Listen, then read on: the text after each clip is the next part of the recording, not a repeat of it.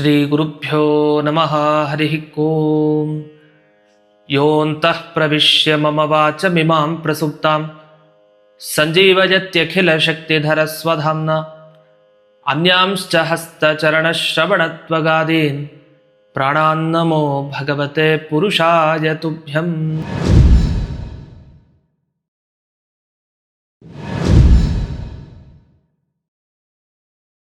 ಆಧ್ಯಾತ್ಮ ಚಿಂತನದ ಎಲ್ಲ ವೀಕ್ಷಕರಿಗೆ ಸ್ವಾಗತ.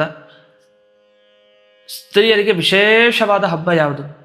ಚೈತ್ರ ಮಾಸದಲ್ಲಿ ಒಂದು ಬರುತ್ತೆ, ಅದು ಗೌರಿ ಪೂಜೆ ಮಾಡುವಂಥದ್ದು. ಗೌರಿ ತದಿಗೆ ಅಂತ ಬಹಳ ಪ್ರಸಿದ್ಧ. ಈ ಸಲ ಗೌರಿ ತದಿಗೆ ಯಾವಾಗ ಬಂದಿದೆ? ಮಾರ್ಚ್ 21 ಶನಿವಾರ. ಈ ತದಿಗೆ ವ್ರತ ಏನು ವಿಶೇಷ ಅಂದರೆ, ಈ ವ್ರತ ಕಥೆಯನ್ನು ಕೇಳ್ತೀವಲ್ಲ ಪ್ರತಿಯೊಂದು ಕಡೆ, ಆ ವ್ರತ ಕಥೆಯನ್ನು ಹೇಳೋರು ಯಾರೊಬ್ಬರು ಋಷಿಗಳಾಗಿರ್ತಾರೆ. ಒಂದು ಕಡೆ ಸನತ್ ಕುಮಾರರು ಇರ್ತಾರೆ, ಇನ್ನೊಂದು ಕಡೆ ಸೂತ ಪುರಾಣಿಕರು ಇರ್ತಾರೆ, ಹೀಗೆ ಬೇರೆ ಬೇರೆಯವರು ಇರ್ತಾರೆ. ಆದರೆ ಈ ತದಿಗೆ ವ್ರತ ಹೇಗೆ ಮಾಡಬೇಕು, ಏನು ಫಲ ಸಿಗತ್ತೆ ಇತ್ಯಾದಿ ಏನೇನೇನು ವಿಷಯ ಇದೆ, ಇದೆಲ್ಲ ಯಾರು ತಿಳಿಸಿದವರು? ಸಾಕ್ಷಾತ್ ಗೌರಿ ದೇವಿಯ ಗಂಡನೇ ಅಂದರೆ ರುದ್ರದೇವರೇ ತಿಳಿಸಿದ್ದಾರೆ. ಹಾಗಾದರೆ ಎಷ್ಟು ವಿಶೇಷ ಇರಬೇಕು. ರುದ್ರದೇವರೇ ತನ್ನ ಹೆಂಡತಿಯಾದ ಪಾರ್ವತಿಯ ವ್ರತವನ್ನು ಸ್ತ್ರೀಯರು ಹೇಗೆ ಮಾಡಬೇಕು ಅಂತ ತಿಳಿಸ್ಕೊಟ್ಟಿದ್ದಾರೆ. ಅಂಥ ವಿಶೇಷವಾದ ವ್ರತ ಈ ಗೌರಿ ತದಿಗೆ ವ್ರತ. ಈ ಗೌರಿ ತದಿಗೆ ವ್ರತದ ಬಗ್ಗೆ ಒಂದು ಕಥೆ ಇದೆ. ಆ ಕಥೆಯನ್ನೂ ರುದ್ರದೇವರು ತಿಳಿಸಿದ್ದಾರೆ. ಹಾಗಾದ್ರೆ ಕಥೆ ಯಾವುದು ಅಂತ ಯೋಚಿಸ್ಬೇಡಿ, ಯಾಕಂದರೆ ಆ ಕಥೆಯ ಬಗ್ಗೆನೂ ಇದೇ ಆಧ್ಯಾತ್ಮ ಚಿಂತನದಲ್ಲಿ ವಿಡಿಯೋ ಬರುತ್ತೆ, ಅದನ್ನೆಲ್ಲರೂ ಗಮನಿಸಿ. ಆ ಕಥೆಯನ್ನು ಅವಶ್ಯವಾಗಿ ಕೇಳಲೇಬೇಕು, ಗೌರಿ ತದಿಗೆ ವ್ರತ ಕಥೆಯನ್ನು. ಇನ್ನು ವ್ರತ ಕಥೆಯನ್ನು ಕೇಳೋದಷ್ಟೇ ಅಲ್ಲದೆ ಗೌರಿ ತದಿಗೆಯನ್ನು ಹೇಗೆ ಆಚರಿಸೋದು, ಅದಕ್ಕೆ ಏನು ಸಿದ್ಧತೆ ಪಡಿಸ್ಕೊಳ್ಬೇಕು ಅನ್ನೋದು ಬಹಳ ಮುಖ್ಯ. ಅಷ್ಟೇ ಅಲ್ಲ, ಈ ಗೌರಿ ತದಿಗೆ ದಿವಸ ಒಂದು ವಿಶೇಷ ಘಟನೆ ನಡೀತು ಗೌರಿ ದೇವಿಯ ಜೀವನದಲ್ಲಿ. ಅದೇನು? ರುದ್ರದೇವರ ಜೊತೆಗೆ ಮದುವೆ ಆದ ದಿವಸ ಪಾರ್ವತಿ ದೇವಿಗೆ. ಎಷ್ಟು ಒಳ್ಳೆಯ ದಿವಸ. ಸ್ಕಂದ ಪುರಾಣ ಇದನ್ನು ತಿಳಿಸ್ಕೊಡುತ್ತೆ. ಯಾವತ್ತು ಒಬ್ಬ ಕನ್ಯೆಗೆ ಮದುವೆ ಆಗೋ ದಿವಸ ಅಂದರೆ ಎಷ್ಟು ಸಂತೋಷದಲ್ಲಿ ಇರ್ತಾಳಾಕೆ, ನನಗೆ ಮದುವೆ ಆಯಿತು ಅಂತ. ಪಾರ್ವತಿ ದೇವಿಗೆ ಅತ್ಯಂತ ಸಂತೋಷದ ದಿವಸ, ರುದ್ರದೇವರು ನನಗೆ ಸಿಕ್ಕಿದ್ರು ಅಂತ ಎಷ್ಟು ತಪಸ್ ಮಾಡಿರ್ತಾಳೆ ಪಾರ್ವತಿ.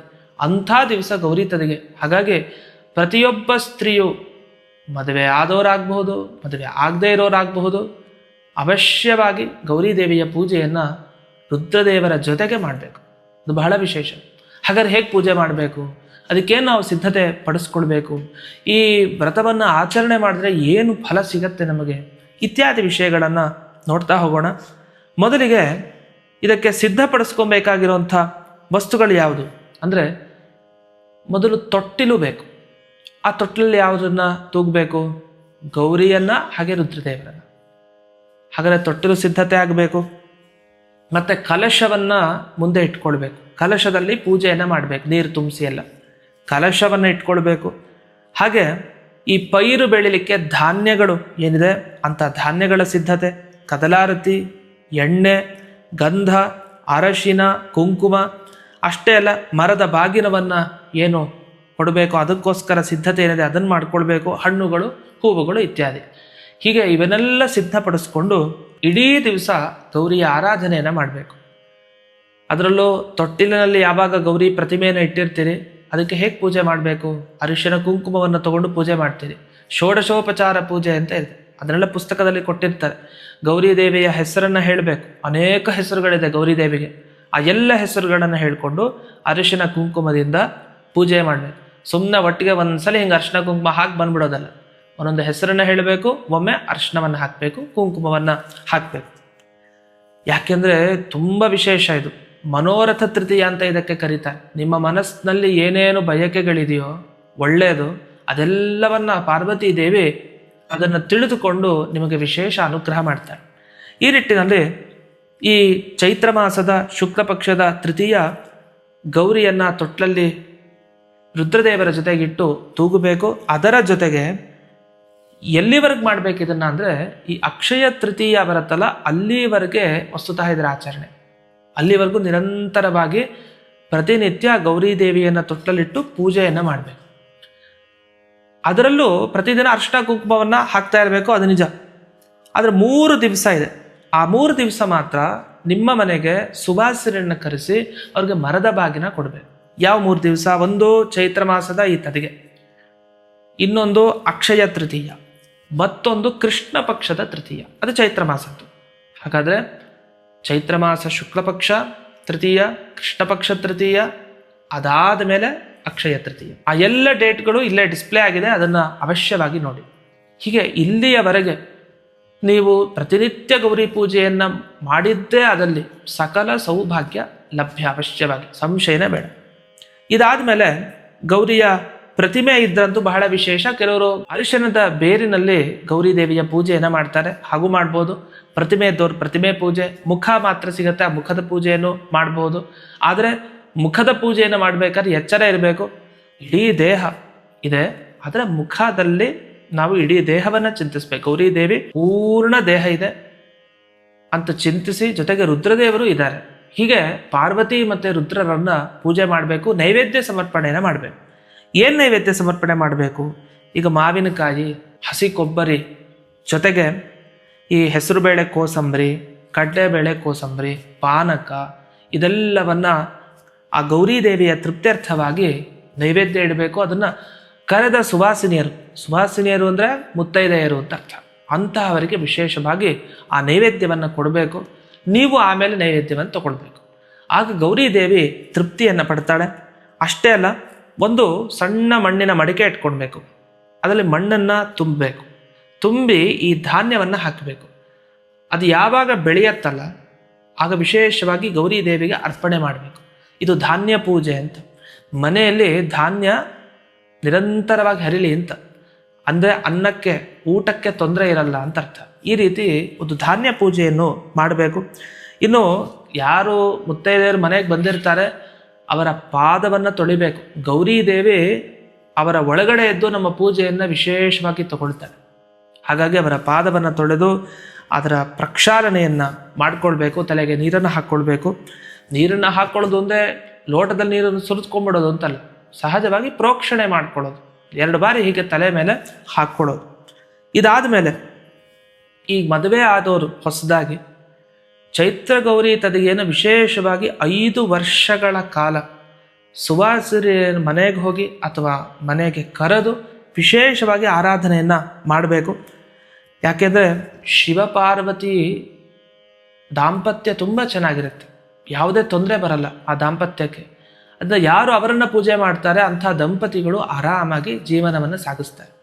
ಈ ನಿಟ್ಟಿನಲ್ಲಿ 5 ವರ್ಷದ ತನಕ ಚೈತ್ರ ಗೌರಿ ತದಿಗೆಯ ವಿಶೇಷ ಪೂಜೆಯನ್ನು ಆಗ ತಾನೇ ಯಾರು ಮದುವೆ ಆಗಿರ್ತಾರೆ ಅವರು ಪಾಲಿಸ್ತಾರೆ.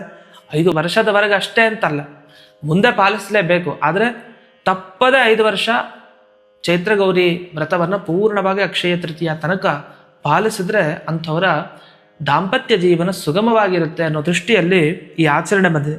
ಇನ್ನು ಗೌರಿಗೆ ಕದಲಾರತಿಯನ್ನು ಎತ್ತಬೇಕು. ಕದಲಾರತಿ ಬಹಳ ವಿಶೇಷ. ಇಷ್ಟೇ ಆರತಿ ಅಂತಿಲ್ಲ, ಎಷ್ಟು ಜಾಸ್ತಿನೋ ಅಷ್ಟು ಸಾಧ್ಯ ಆ ಗೌರಿ ದೇವಿಗೆ ಆರತಿಯನ್ನು ಮಾಡಬೇಕು, ಅವಳ ಅನುಗ್ರಹವನ್ನು ಪಡಿಬೇಕು. ವಿಶೇಷ ಏನು, ಉಯ್ಯಾಲೆ ತೊಟ್ಲು ಏನಿದೆ ಆ ತೊಟ್ಟಿಲಿನಲ್ಲಿ ಗೌರಿ ಪ್ರತಿಮೆಯನ್ನು ಇಟ್ಟು ತೊಟ್ಲನ್ನು ಆಚೆ ಈಚೆ ತೂಗಿಸಿ ಅವಳಿಗೆ ಕದಲಾರತಿ ನೈವೇದ್ಯಾದಿಗಳು ಮಾಡಿದಾಗ ಅವಳಿಗೆ ವಿಶೇಷವಾದ ತೃಪ್ತಿ ಅನ್ನೋದನ್ನು ಮರೆಯಕೂಡದು. ಇನ್ನು ದೋರಬಂಧನ ಅಂದರೆ ದಾರವನ್ನು ಕಟ್ಕೊಳ್ಬೇಕು, ಪ್ರದಕ್ಷಿಣೆಯನ್ನು ಹಾಕಬೇಕು ಗೌರಿ ದೇವಿಗೆ. ಇದೆಲ್ಲವನ್ನು ಮಾಡಬೇಕಾದ್ರೆ ಮಂತ್ರಗಳಿವೆ, ಅಂದರೆ ಶ್ಲೋಕಗಳು. ಆ ಶ್ಲೋಕಗಳನ್ನು ಹೇಳ್ಕೊಳ್ಬೇಕು ಅವಶ್ಯವಾಗಿ. ಪ್ರಾರ್ಥನೆ ಮಾಡಿ ಅವಳಿಗೆ ನಮಸ್ಕಾರ ಹಾಕಬೇಕು. ಹಾಗಾದರೆ ಆ ಶ್ಲೋಕಗಳು ಯಾವುದು? ಇಲ್ಲಿ ಸ್ಕ್ರೀನ್ ಮೇಲೆ ಡಿಸ್ಪ್ಲೇ ಆಗುತ್ತೆ. ಆ ಶ್ಲೋಕವನ್ನು ಹೇಳ್ಕೊಳ್ಳಿ. ಒಮ್ಮೆ ಅದನ್ನು ಹೇಳ್ತೇನೆ. ನಮಸ್ತೆ ದೇವಿ ಕಲ್ಯಾಣಿ, ನಮಸ್ತೆ ವಿಶ್ವವಂದಿತೆ, ನಮೋ ಭಕ್ತಾರ್ತಿನಾಶಿನ್ಯೈ, ಭವಾನ್ಯೈ ತೇ ನಮೋ ನಮಃ. ಪ್ರದಕ್ಷಿಣತ್ರಯಂ ದೇವಿ ಪ್ರಯತ್ನೇನ ಮಯಾ ಕೃತಂ, ತೇನ ಪಾಪಾನಿ ಸರ್ವಾಣಿ ವ್ಯಪೋಹತು ಸದಾ ಮಮ. ಯಾನಿ ಕಾನಿ ಚ ಪಾಪಾನಿ ಜನ್ಮಾಂತರಕೃತಾನಿ ಚ, ತಾನಿ ತಾನಿ ವಿನಶ್ಯಂತಿ ಪ್ರದಕ್ಷಿಣ ಪದೇ ಪದೇ. ಪಾಪಾಹಂ ಪಾಪಕರ್ಮಾಹಂ ಪಾಪಾತ್ಮ ಪಾಪಸಂಭವಃ, ತ್ರಾಹಿ ಮಾಂ ಕೃಪಯಾ ದೇವಿ ಶರಣಾಗತವತ್ಸಲೆ. ಅನ್ಯಥಾ ಶರಣಂ ನಾಸ್ತಿ ತ್ವಮೇವ ಶರಣಂ ಮಮ. ತಸ್ಮಾತ್ ಕಾರುಣ್ಯ ಭಾವೇನ ರಕ್ಷ ರಕ್ಷ ಮಹೇಶ್ವರಿ ಮಹಾರುದ್ರದೇವ ವಾಮಾಂಕಸ್ಥಿತ ಚೈತ್ರ ಗೌರ್ಯೈ ನಮಃ. ಈ ಶ್ಲೋಕಗಳನ್ನು ಹೇಳಿ ಪ್ರದಕ್ಷಿಣೆ 3 ಪ್ರದಕ್ಷಿಣೆ ಹಾಕಬೇಕು, ನಮಸ್ಕಾರ ಮಾಡಬೇಕು. ರುದ್ರದೇವರ ಎಡತೊಡೆ ಮೇಲೆ ಚೈತ್ರ ಗೌರಿ ಕೂತಿದ್ದಾಳೆ, ಅವಳಿಗೆ ನಮಸ್ಕಾರ ಅನ್ನುವ ಭಾವನೆಯಿಂದ ಇದನ್ನು ಮಾಡಬೇಕು. ಇದು ಪ್ರದಕ್ಷಿಣೆ ನಮಸ್ಕಾರದ ಬಗ್ಗೆ ಆಯಿತು. ಇನ್ನು ದಾರವನ್ನು ಕಟ್ಕೊಳ್ತೀರಿ, ದೋರಬಂಧನ ಅಂತ ಕರೀತಾರೆ. ಆಗ ಒಂದು ಶ್ಲೋಕ ಇದೆ, ಅದನ್ನು ಅವಶ್ಯವಾಗಿ ಹೇಳ್ಕೊಳ್ಬೇಕು. ಶ್ರೀಂ ನಮೋ ಜಗತಾಂ ಮಾತ್ರೇ ಮಮ ಭೂಯಾನ್ಮನೋರಥಃ ಪುತ್ರಾನ್ ದೇಹಿ ಧನಂ ದೇಹಿ ಸೌಭಾಗ್ಯಂ ದೇಹಿ ಸುವ್ರತೆ ಅನ್ಯಾಂಶ್ಚ ಸರ್ವಕಾಮಾಂಶ್ಚ ದೇಹಿ ದೇವಿ ನಮೋಸ್ತುತೆ ಮಹಾರುದ್ರದೇವ ವಾಮಾಂಕಸ್ಥಿತ ಚೈತ್ರ ಗೌರ್ಯೈ ನಮಃ. ಇದನ್ನು ಹೇಳಿಕೊಂಡು ನನಗೆಲ್ಲ ಸೌಭಾಗ್ಯಗಳನ್ನು ನೀಡು, ಮಕ್ಕಳಿಲ್ಲದಿರೋರು ಮಕ್ಕಳನ್ನು ನೀಡು ಅಂತ ಪ್ರಾರ್ಥಿಸ್ತಾರೆ. ನನಗೆ ಸಂಪತ್ತಿಲ್ಲ, ಸಂಪತ್ತನ್ನು ನೀಡು ಅಂತ ಪ್ರಾರ್ಥಿಸ್ತಾರೆ. ಅವರವರಿಗೆ ಉಚಿತವಾದ ಪ್ರಾರ್ಥನೆಯನ್ನು ಮಾಡಿದಾಗ ಗೌರಿ ಹಾಗೂ ರುದ್ರದೇವರು ವಿಶೇಷವಾಗಿ ಅಂಥವ್ರಿಗೆ ಅನುಗ್ರಹ ಮಾಡ್ತಾರೆ.